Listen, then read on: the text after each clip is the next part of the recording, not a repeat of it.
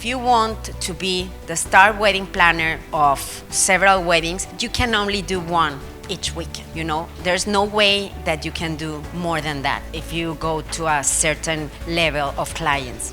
But with celebration travel, with group celebration travel, there are thousands of things that you can do to improve your business, and you don't need to be there the whole time. Your team can handle it, your partners, they can handle it, and still you will be making money. So this is what we want to bring you to the table. It's not something, believe me, if you are a travel agent and you want to start organizing weddings, if you are hotelier and you right now want to become travel agent, it's not something easy. It's not easy, but that's why IADWP is here to help you make the right connections and gain the knowledge to gain to succeed. See you next time.